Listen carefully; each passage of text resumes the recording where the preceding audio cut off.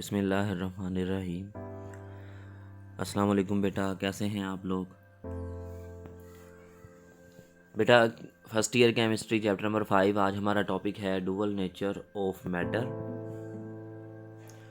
And Heisenberg's uncertainty principle. Dual nature of matter and Heisenberg's uncertainty principle, ये दो बेटा आज हम टॉपिक डिस्कस करेंगे चैप्टर नंबर 5 से। बेटा डुअल नेचर ऑफ मैटर, जिस साइंसदान ने डुअल नेचर ऑफ मैटर का सबसे पहली बार बेटा कॉन्सेप्ट दिया था वो था डी ब्रोगले। डी ब्रोगले बेटा एक फ्रांस का फिजिस्ट था। 1929 में इसको नोबेल प्राइज़ मिला। किस बात पे? डुअल नेचर ऑफ मैटर को इसने जो है वो एक्सपेरिमेंटली प्रूव किया था 1927 में। इसके बाद बेटा दूसरा जो हमारा टॉपिक है वो हेज़नबर्ग अनसर्टेनिटी प्रिंसिपल है। हेज़नबर्ग बेटा ये जो है ना, ये इसका पूरा नाम था वर्नर कार्ल हेज़नबर्ग। ये जर्मन थ्योरेटिकल फिजिस्ट था और की पायनियर था बेटा क्वांटम मैकेनिक्स का। 1925 में इसने अपना पहला जो है वो पेपर पब्लिश करवाया था, ब्रेक थ्रू पेपर, कि इसने वहाँ पे एक्सप्लेन किया था हेज़नबर्ग अनसर्टेनिटी प्रिंसिपल, अनसर्टेनिटी के बारे में, वो हम आज पढ़ेंगे इंशाल्लाह। Wave particle nature of matter से बेटा हम स्टार्ट करते हैं। इसको हम डुअल नेचर ऑफ मैटर भी कहते हैं। आप लोग जानते हैं डुअल का मतलब क्या होता है? डुअल का मतलब होता है डबल। बेटा प्लांक क्वांटम थ्योरी हमने पढ़ी। प्लांक क्वांटम थ्योरी बेटा जो है ना वो कहती है कि रेडिएशंस जो हैं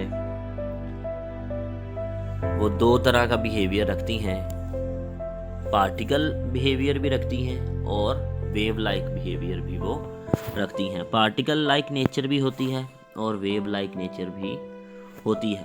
प्लांक्स के इसी आइडिया को बेटा जो है वो फर्दर डी ब्रोगले ने 1924 में एक्सटेंड किया और इसने एक थ्योरी बनाई। इसकी थ्योरी के मुताबिक एवरी पार्टिकल जो है वो डुअल नेचर रखता है। हर मूव करता हुआ पार्टिकल जो है वो डुअल नेचर रखता है। वेव पार्टिकल डुअलिटी इसको हम कहते हैं। इसका बेटा मेन पॉइंट क्या था कि all matter particles in motion have a dual character. Every material particle is also associated with wave like property. अब बेटा इसका मतलब ये हुआ कि हर मूव करता हुआ पार्टिकल, इसका मतलब ये हुआ कि electron, proton, neutron, atom, molecules, ये सारे के सारे जो है ना बेटा ये फिर डुअल नेचर रखते हैं। ये सारे के सारे क्या रखते हैं? डुअल नेचर रखते हैं, यानी कि पार्टिकल नेचर भी रखते हैं और as well as wave nature भी रखते हैं। वेव पार्टिकल डुअलिटी इसको हम कहते हैं। अब बेटा इसने अपने ये बात जो थी ना वो एक मैथमेटिकल एक्सप्रेशन डिराइव करके उससे इसने इसको जस्टिफाई किया था। अब इस इक्वेशन में बेटा ये जो लैम्डा है ये वेवलेंथ है, एच जो है वो प्लांक कांस्टेंट है, एम जो है वो पार्टिकल का मास होगा और वी जो होगी वो उस पार्टिकल की वेलोसिटी होगी। अब इस इक्वेशन को बेटा डिराइव करते हैं हम कि किस तरह से ये डिराइव किया गया था, इसको हम पढ़ते हैं। डी ब्रोगले इक्वेशन को हम डिराइव करना चाहते हैं। बेटा प्लांक क्वांटम थ्योरी के मुताबिक आपने पढ़ा है E is equal to h mu. E is equal to h mu, ये हमने पहले पढ़ा हुआ है। प्लांक्स क्वांटम थ्योरी में हमने ये पढ़ा है कि एक फोटोन की एनर्जी जो होती है वो किसके बराबर होती है? वो एच म्यू के बराबर होती है। एच यहाँ पे प्लांक कांस्टेंट है और mu frequency of the radiation है। बेटा हमने आइंस्टाइन की एनर्जी मैस इक्वेशन भी पढ़ी हुई है। वो क्या है? वो है कि E is equal to m c square. इसको हमने इक्वेशन नंबर 1 और 2 कह के बेटा इन दोनों को कंपेयर कर लिया एक दूसरे के साथ, तो हमारे पास आ गया h mu is equal to m c square. अब बेटा हम जानते हैं कि म्यू जो है ना वो किसके बराबर है? फ्रीक्वेंसी बराबर है सी ओवर लैम्डा के। तो हमने ये वैल्यू यहाँ से उठा के यहाँ पे पुट कर देनी है म्यू की जगह, तो हमारे पास आ जाएगा h c over lambda is equal to m c square. अब बेटा इस इक्वेशन को हमने अरेंज कर लेना है। इस इक्वेशन को हम अरेंज किस तरह से करते हैं, हम कहते हैं कि हमारे पास आ जाएगा h c over m c square is equal to lambda. कैसे क्रॉस मल्टीप्लिकेशन की हमने, ये इसको इधर ले गए लैम्डा को और एम सी स्क्वायर को इधर ले आए, तो ये हमारे पास आ गया बेटा सी स्क्वायर से कट जाएगा और हमारे पास क्या रह जाएगा, सी कट गया सी स्क्वायर से, तो एच ओवर एम सी रह जाएगा। तो lambda is equal to h over m c. ये बेटा हमारे पास एक फाइनल इक्वेशन आ गई है, lambda is equal to h over m c. अब बेटा वो कहते हैं कि ये एच ओवर एम सी जो हमने लिखा, यहाँ पे क्या है, एच प्लांक कांस्टेंट है, एम मैस है ऑब्जेक्ट का, सी यहाँ पे उसकी वेलोसिटी ऑफ लाइट है या वेलोसिटी ऑफ रेडिएशन है। तो अगर हम किसी भी ऑब्जेक्ट की बात कर रहे हैं तो उस ऑब्जेक्ट के लिए सी जो है वो उस वेलोसिटी वी के बराबर होगी। तो हमारे पास ये इक्वेशन क्या बन जाएगी, ये इक्वेशन बन जाएगी lambda is equal to H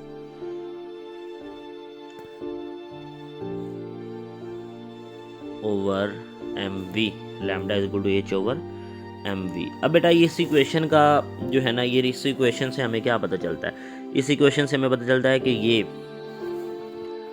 wavelength that is equal to h over m v क्या है बेटा, ये मोमेंटम है। यानी कि ये वो इक्वेशन है जो रिलेट करती है एक वेव की वेवलेंथ को विद द मोमेंटम। मोमेंटम बेटा किसकी प्रॉपर्टी होती है, मोमेंटम प्रॉपर्टी होती है पार्टिकल की, और वेवलेंथ किसकी होती है, वेवलेंथ बेटा प्रॉपर्टी है एक वेव की। यानी कि ये वो इक्वेशन है जो एक पार्टिकल की मोमेंटम को रिलेट कर रही है उसकी वेवलेंथ के, कि अगर ये मोमेंटम ज़्यादा होगा तो उस सब्जेक्ट की या उस ऑब्जेक्ट की, उस बॉडी की, उस पार्टिकल की वेवलेंथ कम होगी। तो ये रिलेशनशिप है जो बताता है कि एक ऑब्जेक्ट के अंदर दोनों ही खुसूसियात हो सकती हैं, पार्टिकल लाइक नेचर भी हो सकती है उसकी और वेव लाइक नेचर भी हो सकती है। अब बेटा एप्लीकेशन क्या है, हमने यहाँ पे इलेक्ट्रॉन लिया, वो कहता है कि इलेक्ट्रॉन है जो मूव कर रहा है इतनी वेलोसिटी से, ये उसकी वेलोसिटी है in the first orbit of Bohr atomic model. तो उसके लिए आप वेवलेंथ कैलकुलेट करें। कैसे कैलकुलेट करेंगे, वेलोसिटी हमें उसने दे दी है, एच का हमें पता है, एम का भी, इलेक्ट्रॉन के मास का भी हमें पता है। तो हम इस इक्वेशन में वैल्यू पुट करते हैं तो हमारे पास इतनी जो है ना वो उसका वेवलेंथ आ जाते हैं 10⁻⁹ मीटर, यानी नैनोमीटर के बराबर होता है ये। तो हम इस कह सकते हैं 0.33 नैनोमीटर जो है वो हमारे पास वेवलेंथ आ गई है उस पार्टिकल की, उस इलेक्ट्रॉन की। अब जिस तरह बेटा पार्टिकल का मास बढ़ता जाएगा वैसे वैसे उसकी वेवलेंथ जो है वो कम होती जाएगी। अगर जिस तरह पार्टिकल का मास बढ़ता जाएगा वैसे वैसे उसकी वेवलेंथ क्या होती जाएगी, कम होती जाएगी, वेवलेंथ उसकी कम होती जाएगी। अब उसने क्या किया, उसने कहा हमारे पास अगर एक स्टोन हो, एक पत्थर हो जिसका मास है 10⁻³ किलोग्राम, इसके लिए जब उसने वेवलेंथ कैलकुलेट की तो वो कितनी आई, 6.626 × 10⁻32 मीटर। इसका मतलब ये तो बहुत स्मॉल वेवलेंथ है। तो जितना मास ज़्यादा हो जाएगा ऑब्जेक्ट का उतना उसकी वेव प्रॉपर्टी जो है ना वो आप कह दें कि कम होती जाएंगी। इस रिलेशनशिप से हमें ये पता चलता है कि लैम्डा यानी wavelength that is inversely proportional to the mass, कि अगर मास ज़्यादा होगा तो वेवलेंथ कम होगी, यानी कि वेव प्रॉपर्टी कम होगी। अब बेटा एक्सपेरिमेंटल वेरिफिकेशन इसकी की गई 1927 में। दो साइंसदान थे, डेविसन एंड जर्मर। इन दोनों ने बेटा जो है ना वो डुअलिटी, वेव नेचर को, मूविंग पार्टिकल की वेव नेचर को जो है ना वो उन्होंने बताया। इलेक्ट्रॉन के ऊपर इन्होंने एक्सपेरिमेंट किया, इलेक्ट्रॉन को हम पार्टिकल मानते हैं। अब अगर इलेक्ट्रॉन पार्टिकल है, ये हमें पता है कि वो पार्टिकल है, लेकिन क्या वो वेव नेचर भी रखता है? सवाल ये है कि क्या वो वेव नेचर रखता है? अकॉर्डिंग टू डी ब्रोगले इलेक्ट्रॉन जो है ना उसकी वेवलेंथ इतनी होती है 0.33 नैनोमीटर। इसका मतलब ये है कि इलेक्ट्रॉन जो है वो वेव नेचर भी रखता है क्योंकि उसकी वेवलेंथ है। तो अगर वो वेवलेंथ रखता है तो हमने उसको वेरीफाई कैसे करना है? उसको वेरीफाई करने के लिए एक्सपेरिमेंट किया गया 1927 में। एक्सपेरिमेंट किसने किया था? डेविसन और जर्मर ने। अब बेटा इन्होंने क्या किया, इन्होंने एक अपरेटस जो है वो डिज़ाइन किया। इस अपरेटस में इन्होंने टंगस्टन की फिलामेंट ली। इस टंगस्टन फिलामेंट से इन्होंने इलेक्ट्रॉन को प्रोड्यूस करवाया और इलेक्ट्रिकल फील्ड के ज़रिए इन इलेक्ट्रॉन्स को एक्सेलरेट करवा के वो आगे ले गए चार्ज प्लेट के ज़रिए। अब डेविसन ने बेटा ये प्रूव किया कि जो एक्सेलरेटेड इलेक्ट्रॉन थे वो उन्होंने डाइफ्रैक्शन की। कब डाइफ्रैक्शन उन्होंने शो की? जब वो निकल क्रिस्टल के ऊपर फॉल किए तो उन्होंने डाइफ्रैक्शन जो है वो शो की। अब डाइफ्रैक्शन जो है ये प्रॉपर्टी किसकी है? डेविसन और जर्मर ने जो एक्सपेरिमेंट किया उसमें उन्होंने टंगस्टन फिलामेंट से इलेक्ट्रॉन प्रोड्यूस करवाए और उन इलेक्ट्रॉन्स को उन्होंने मूव करवा के निकल क्रिस्टल के ऊपर जो है वो फॉल करवाया और उन्होंने वहाँ से ये बात साबित की अपने अपरेटस से कि इलेक्ट्रॉन ने डाइफ्रैक्शन शो की है। अब डाइफ्रैक्शन जो है बेटा that is the property of wave. हम तो कहते थे इलेक्ट्रॉन जो है वो पार्टिकल है, अगर वो पार्टिकल है तो फिर उसको डाइफ्रैक्शन शो नहीं करनी चाहिए, अगर वो सिर्फ पार्टिकल है तो फिर उसको डाइफ्रैक्शन शो नहीं करनी चाहिए। लेकिन उसने डाइफ्रैक्शन शो की है, जो कि डाइफ्रैक्शन जो है वो तो प्रॉपर्टी है कि वेव की, कि वेव डाइफ्रैक्ट होती है, पार्टिकल डाइफ्रैक्ट नहीं होता। इसका मतलब है कि इलेक्ट्रॉन के अंदर दोनों ही खूबियाँ पाई जाती हैं, दोनों ही करैक्टरिस्टिक्स पाई जाती हैं, वेव लाइक नेचर भी पाई जाती है और उसके अंदर जो है वो पार्टिकल लाइक नेचर भी पाई जाती है। तो इस बात का मतलब ये हुआ कि इलेक्ट्रॉन जो है वो डुअल नेचर रखता है। और डेविसन और जर्मर को बेटा इस अपरेटस के इन्वेंट करने के लिए उनको नोबेल प्राइज़ भी दिया गया था। तो ये था बेटा वेव पार्टिकल डुअलिटी। नेक्स्ट हम पढ़ने जा रहे हैं हाइजेनबर्ग अनसर्टेनिटी प्रिंसिपल। बेटा बोहर की थ्योरी के मुताबिक एक मटेरियल पार्टिकल और उसकी पोजीशन और मोमेंटम जो है उसको हम फाइंड कर सकते हैं एक्यूरेसी के साथ। बोहर ने कहा कि एक इलेक्ट्रॉन जो है वो एक मटेरियल पार्टिकल है, यानी कि उसने वेव लाइक नेचर नहीं बताई, उसने कहा ये मटेरियल पार्टिकल है। इलेक्ट्रॉन का मोमेंटम निकालना है और इलेक्ट्रॉन की पोजीशन निकालनी है तो वो हम आसानी से निकाल सकते हैं। डी ब्रोगले के कॉन्सेप्ट के मुताबिक इलेक्ट्रॉन जो है वो वेव नेचर भी रखता है। बोहर ने कहा कि इलेक्ट्रॉन एक मटेरियल पार्टिकल है। डी ब्रोगले ने कहा कि इलेक्ट्रॉन जो है उसकी वेव नेचर भी है। तो अब अगर वो वेव नेचर भी रखता है तो इसका मतलब है कि ये पॉसिबल नहीं है कि हम उसके साइमल्टेनियसली पोजीशन और वेलोसिटी दोनों मेजर कर सकें। इसी बात को मज़ीद एक्सप्लेन किया 1927 में वर्नर हाइजेनबर्ग ने। उसने पोजीशन और मोमेंटम ऑफ स्मॉल पार्टिकल्स जो हैं इनके बारे में एक्सप्लेन किया। इसकी स्टेटमेंट क्या थी इस प्रिंसिपल की? इसने कहा कि it is impossible to measure simultaneously both exact position and momentum of a microscopic particle like electron with certainty। कि ये मुमकिन नहीं है। इसने कहा कि इट इज़ इम्पॉसिबल, ये मुमकिन नहीं है कि हम साइमल्टेनियसली एक ही वक्त में एक ही साथ पोजीशन भी निकाल लें और मोमेंटम भी निकाल लें एक इलेक्ट्रॉन का सर्टेनिटी के साथ, एक्यूरेसी के साथ हम दोनों काम जो हैं वो कर लें, ये मुमकिन नहीं है। अब बेटा इसको मज़ीद जो है ना वो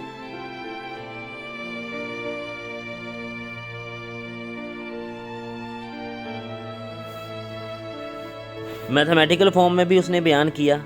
उसने कहा कि डेल्टा एक्स जो है ये है uncertainty in the measurement of the position and delta P जो है ये है मोमेंटम के अंदर अनसर्टेनिटी। तो ये मैथमेटिकली ये greater than equal than h over 4 pi के बराबर आती है। बेटा ये इंपॉर्टेंट शॉर्ट क्वेश्चन है, आपने याद रखना है। हाइजेनबर्ग अनसर्टेनिटी प्रिंसिपल जो है वो इंपॉर्टेंट शॉर्ट क्वेश्चन है, इसकी आपने स्टेटमेंट याद रखनी है। अब बेटा ये जो अनसर्टेनिटी प्रिंसिपल था उसमें उसने कहा कि डेल्टा एक्स जो है ये पोजीशन की मेजरमेंट के अंदर अनसर्टेनिटी है और डेल्टा पी जो है ये मोमेंटम की मेजरमेंट के अंदर अनसर्टेनिटी है। अगर डेल्टा एक्स यानी पोजीशन को हम एक्यूरेसी से फाइंड कर सकते हैं तो फिर मोमेंटम को हम एक्यूरेसी से फाइंड नहीं कर सकते। कि अगर अनसर्टेनिटी जो है वो पोजीशन में स्मॉल हो जाती है तो फिर अनसर्टेनिटी जो मोमेंटम में होगी वो लार्ज हो जाएगी। If one quantity is measured accurately than the other becomes less accurate, कि अगर हम एक को सही तरह से मेजर कर लेते हैं तो दूसरी सही मेजर नहीं होगी। लिमिटेशन क्या थी इस प्रिंसिपल की? ये प्रिंसिपल बेटा एप्लीकेबल था सिर्फ और सिर्फ माइक्रो पार्टिकल्स के लिए, यानी इलेक्ट्रॉन के लिए, प्रोटॉन के लिए, न्यूट्रॉन के लिए, और लार्जर बॉडी के लिए इसकी कोई सिग्निफिकेंस नहीं थी। अब बेटा इसकी एक्सप्लेनेशन जो है ना वो कॉम्पटन इफेक्ट से की गई। तो वो कहता है कि एक इलेक्ट्रॉन जो है ना उसकी हमने पोजीशन की डिटर्मिनेशन करनी है, कि हमने एक इलेक्ट्रॉन जो है ना उसकी पोजीशन फाइंड करनी है। तो इलेक्ट्रॉन को अल्टीमेटली आप लोग जानते हैं कि हम इलेक्ट्रॉन को देखने के लिए जो है ना वो किसी रेडिएशन का इस्तेमाल करेंगे। विजिबल लाइट का इस्तेमाल हम कर नहीं सकते इलेक्ट्रॉन को देखने के लिए। क्यों? क्योंकि विजिबल लाइट की वेवलेंथ जो है ना वो तो हमें एटम पूरा नहीं दिखा सकती थी। हमने पहले चैप्टर में पढ़ा था कि एटम को देखने के लिए भी हम विजिबल रेडिएशन का इस्तेमाल नहीं करते। क्यों? क्योंकि इनकी वेवलेंथ जो होती है वो 400 से 800 नैनोमीटर के दरमियान में होती है और ये तो बहुत बड़ी है साइज ऑफ द एटम से। तो वो कहता है कि ये तो मिलियंस टाइम्स ग्रेटर है डायामीटर ऑफ इलेक्ट्रॉन से, इलेक्ट्रॉन के डायामीटर से। तो हमने इलेक्ट्रॉन को देखने के लिए क्या इस्तेमाल किया? हमने इलेक्ट्रॉन को देखने के लिए एक्सरे इस्तेमाल किया। एक्सरे क्या है? एक्सरे की शॉर्ट वेवलेंथ है। शॉर्ट वेवलेंथ होने का क्या मतलब है? कि इनकी एनर्जी बहुत ज़्यादा है। अब जब हमने एक्सरे का फोटोन जो है वो स्ट्राइक करवाया इलेक्ट्रॉन से, इलेक्ट्रॉन को देखने के लिए, तो इलेक्ट्रॉन के ऊपर जैसे ही उसने स्ट्राइक किया एक्सरेज ने, उसने एनर्जी ट्रांसफ़र कर दी इलेक्ट्रॉन को, इलेक्ट्रॉन की एनर्जी बढ़ गई। तो उससे क्या हुआ? इलेक्ट्रॉन का मोमेंटम चेंज हो गया, यानी उसकी वेलोसिटी चेंज होगी तो उसका मोमेंटम भी चेंज हो जाएगा। अब हम उसकी पोजीशन को तो हमें पता चल गया कि इलेक्ट्रॉन की पोजीशन क्या है, लेकिन हाँ उसका मोमेंटम इससे चेंज हो जाएगा। इस अमल से इलेक्ट्रॉन का मोमेंटम क्या हो जाएगा? चेंज हो जाएगा। तो अब हम उसकी मोमेंटम के अंदर एक्यूरेसी जो है वो फाइंड नहीं कर सकते, तो मोमेंटम नहीं फाइंड कर सकते। यानी कि एक ही वक्त में हम या तो उसकी पोजीशन मालूम कर लें या फिर हम